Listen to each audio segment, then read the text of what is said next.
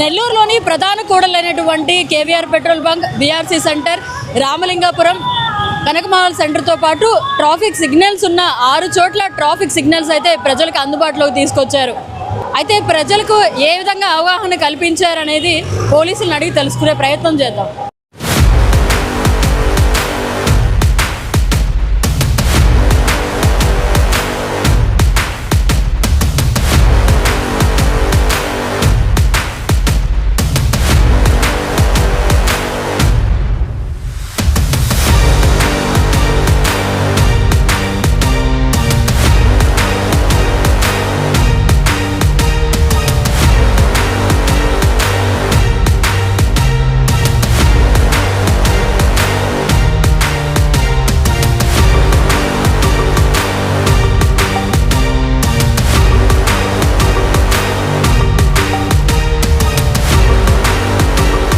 Sir, traffic signals అయితే ఏర్పాటు చేశారు.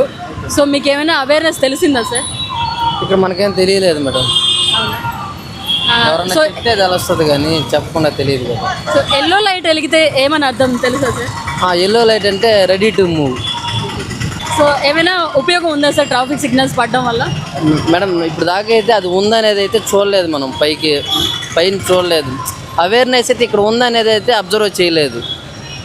Thank you sir. So traffic signals అయితే అందుబాటులోకి వచ్చాయి, ఎలా అనిపిస్తుంది? ట్రాఫిక్ సిగ్నల్స్ అందుబాటులోకి వచ్చున్నాయి, అవి వెళ్ళడం లేదు ప్రజెంటు. అందువల్ల వెలిగిస్తే చూడాలి మనం. ఇంకా ఇప్పుడు ట్రాఫిక్ ఏమైనా నియంత్రణ కనిపించిందా మీకు? అక్కడక్కడ కనిపిస్తుంది, అక్కడక్కడ లేదు. మెయిన్ వచ్చి ఇక్కడ ఈ సెంటర్లో ఉంటుంది, అరుణాచలపురం సెంటర్లో. రెండోది వచ్చి మన విఆర్ సెంటర్లో ఉంటుంది, అంతే ఇంకెక్కడ కనపడదు. సార్, ఎలా అనిపిస్తుంది సార్ ట్రాఫిక్ సిగ్నల్స్ పెట్టిన తర్వాత? ఎవరు కావట్లేదు మేడం, ఎవరు ఫాలో కావట్లేదు